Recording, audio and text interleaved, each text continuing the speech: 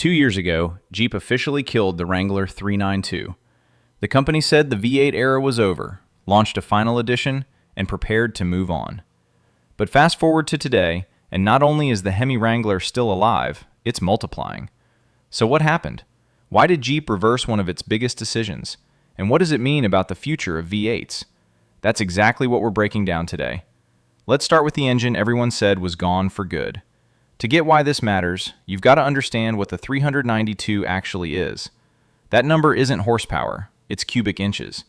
It's the size of a 6.4-liter naturally aspirated HEMI V8, and it's one of the last big V8s you can still get in a factory off-road rig today. No turbos, no electric motors faking the sound. Just a giant engine breathing through a hood scoop with a built-in water separator so you can drive it through a river and not blow it up. The numbers are genuinely silly for something shaped like a brick. We're talking 470 horsepower and 470 pound-feet of torque, and 0 to 60 in 4.5 seconds. That's quicker than a lot of sports cars, in a vehicle with the aerodynamics of a refrigerator. Jeep even governs the top speed at 99 miles an hour, and the reason why is one of those details most videos skip right over. It's got nothing to do with the engine being weak. It's the tires. The off-road rubber is only rated to 100, so Jeep caps it before the tires become a problem. That tells you everything. This thing was built to climb, not to set lap records. And here's a piece of history almost nobody brings up. When the Rubicon 392 first arrived back in 2020 as a 2021 model, it was the first factory V8 Wrangler since 1981. That's right, for nearly 40 years, if you wanted a V8 in your Wrangler, you were swapping it in yourself in a garage. The old 1981 CJ had a 5.0-liter V8 that made a measly 125 horsepower. So going from that to 470 horsepower wasn't a small step. It was a different planet entirely. The 392 actually started life as a concept truck Jeep revealed the very same day Ford showed off the new Bronco, almost like a flex. And speaking of Ford, this is where the competition makes the Jeep look even crazier. Ford's answer, the Bronco Raptor, runs a twin-turbo V6 making 418 horsepower. It's quick, it's mean, but it's not a V8, and it never sounds like one. For years, the Wrangler 392 has been the only factory V8 left standing in this entire class of off-roaders. Everybody else went to turbos and smaller engines. Jeep kept the big, dumb, beautiful 8-cylinder alive. But raw power was never really the point of the 392. The point was the feeling. And that feeling is exactly what Jeep tried to take away. Now here's where Jeep decided to kill it. Rewind to March 19, 2024. Jeep makes it official. The Wrangler 392 is being discontinued, and they roll out the final edition to send it off. They cap the whole global run at 3,700 units, around 3,300 for the States, 300 for Canada, and 100 scattered across the rest of the world. The price tag was a clean $99,995. Bill Peffer, who ran Jeep North America at the time, said they wanted to send the 392 off in style. So why pull the plug on something people clearly loved? It came down to two things. The 6.4-liter HEMI assembly line was getting shut down, and Stellantis, the giant company that owns Jeep, was going all in on electric under their old boss, Carlos Tavares. The V8 was a casualty of that pivot. Dealers were straight up telling customers the V8s were being phased out for a cleaner future. It looked done, sealed, buried. However, the people who actually buy these trucks did not get the memo. And that's the part of the story that changes everything. And that's when the buyers refused to let it die. Something strange happened after that funeral. The community didn't move on. They got louder. The Wrangler was already Jeep's golden child, and a slice of those buyers wanted one thing only, the V8. And they made that impossible to ignore. So Jeep blinked. In early 2025, they quietly walked the whole thing back. Peffer admitted it out loud, saying the Jeep community wasn't ready to say goodbye to the V8 Wrangler, so they'd keep the final edition rolling into the 2025 model year. Think about how rare that is. A massive automaker announced the death of a product, printed the obituary, and then unkilled it because customers wouldn't shut up about it. The final edition that was supposed to be final suddenly wasn't. And here's a detail that stings if you bought one early. That final edition kept climbing in price as it dragged on, pushing past $101,000 loaded up. So the truck Jeep called a goodbye gift quietly became one of the most expensive Wranglers you could buy. But keeping it alive for one more year is one thing. Fully reviving it is another. And what came next went way past a simple stay of execution. Before we continue, if you own a Jeep and want it to last as long as possible, check out my 500,000-mile Jeep blueprint. It covers the maintenance and preventative repairs that can save you thousands over the life of your Wrangler. The link is in the description below. Here's the moment the HEMI fully came back to life. Late in 2025, Jeep launched something called the 12-4-12 campaign for their 85th anniversary. 12 special editions, dropping one after another. And buried in that lineup was the comeback nobody fully believed would happen. Not one revived V8, but a whole string of them. First came the Moab 392 in November 2025, and Jeep dropped the price to $79,995, way under what the final edition cost. Then they went even harder with the Willys 392, the cheapest 470 horsepower Wrangler ever made at $69,995. Jeep's CEO Bob Broderdorf didn't hedge a single word about it. He said the 6.4-liter HEMI V8 will remain a defining force in the Jeep lineup. Defining force. That's a guy planting a flag, not writing a eulogy. So the V8 wasn't just surviving, it was multiplying and getting cheaper. But the Canada story is where this whole thing takes a sharp left turn. So why does Canada get the special one? This is the detail that's been confusing everybody, so let me clear it up, because most coverage gets it dead wrong. People keep saying America can't get a V8 Wrangler anymore. That's flat out false. The Moab 392 is sold in all 50 states, even the strict emissions ones like California and New York. Americans can absolutely walk into a dealer and buy a brand new HEMI Wrangler today. What Canada got is a different animal. It's an exclusive trim, the Rocky Mountain 392, and it's the 7th drop in that 12-4-12 series. It's the first one in the whole campaign that splits off from the States. While Canadians got the Rocky Mountain, Americans got a separate edition called the America 250 that same week. So this isn't about emissions law or some ban. It's a marketing play, and there's a sneaky money reason underneath it that's honestly pretty clever.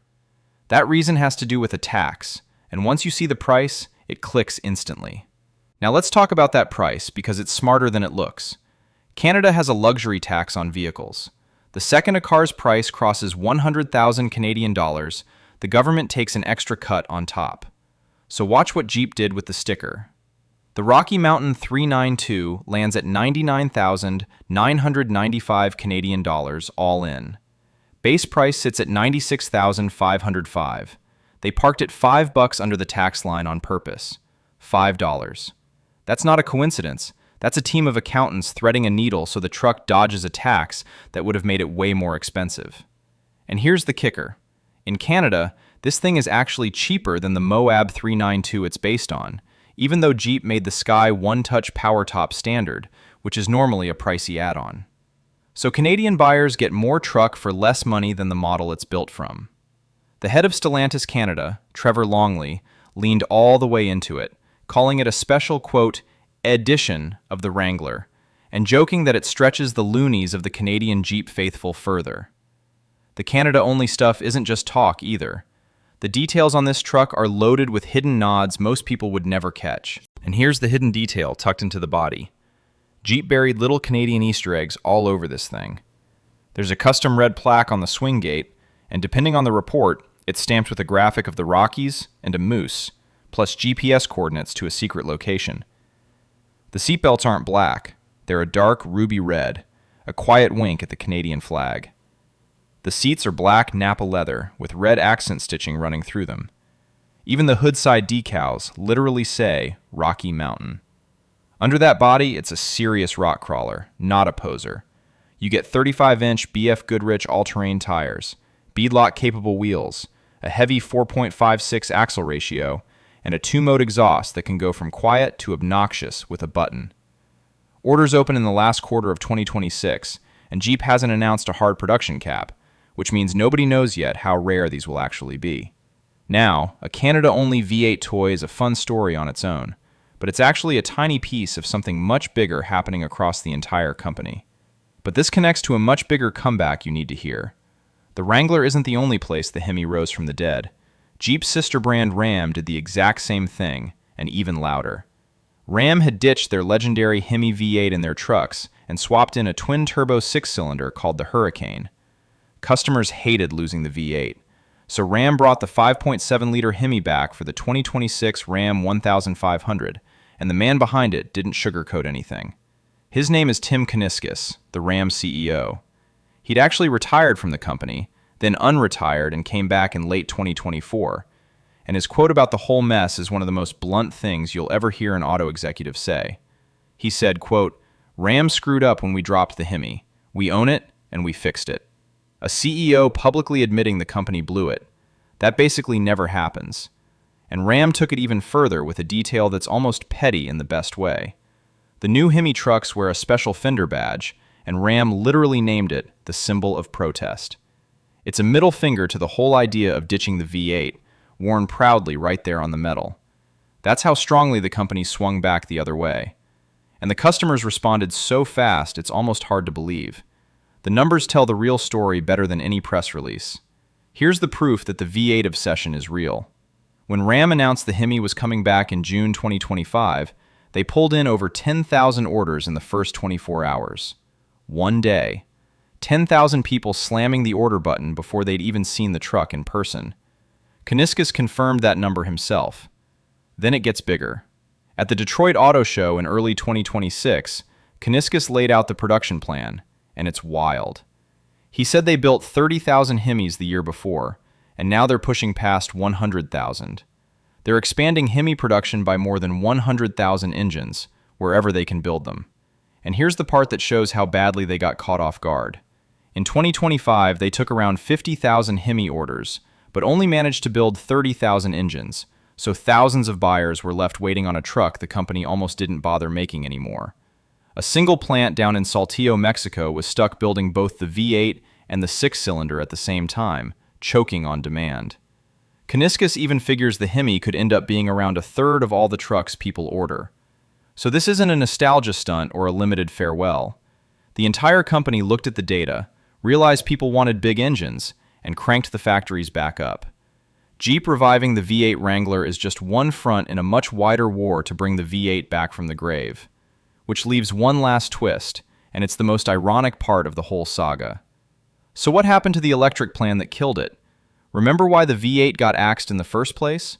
The big push toward electric. Well, here's the punchline. In January 2026, Stellantis pulled the plug on all its plug-in hybrids in North America. Gone. The Wrangler 4xe, the Grand Cherokee 4xe, all of it, dead for 2026. And the brutal irony is that the Wrangler 4xe wasn't even a flop. It was the best-selling plug-in hybrid in America for 3 straight years. At its peak, roughly 1 in every 4 Wranglers sold was the electric one. But a company spokesperson basically admitted a lot of that demand was forced by emissions rules in the first place, not pure customer love. So the electric model that was supposed to replace the V8 is the one that ended up getting canceled, while the V8 it was meant to kill is now being built by the 100,000. The exact thing that was supposed to be the future got buried, and the dinosaur engine everybody wrote off is the one still standing. Now here's what this really means for you. Strip away all the drama and one fact stands tall. The 6.4-liter V8 in an off-road truck is a dying breed, and Jeep just proved the demand for it never actually died. 2 fake funerals, a community that refused to quit, a $5 tax dodge, and a sister brand admitting it screwed up so hard it put a protest badge on the fender. That's how the HEMI Wrangler clawed its way back. So if you ever wondered whether your voice as a buyer actually matters to these giant companies, the V8 Wrangler is your answer. People yelled loud enough that the Jeep dug up something it had already buried. Twice. At the end of the day, the Wrangler 392 proved something a lot of automakers forgot. Enthusiasts still care about V8s, and in this case, they cared enough to bring one back from the dead. Now I want to hear from you. Did Jeep make the right decision bringing the HEMI back? Let me know in the comments below. If you enjoyed this video, hit subscribe for more Jeep news. And if you want to see what Jeep is planning next, tap the video on your screen right now. Thanks for watching, and I'll see you in the next one.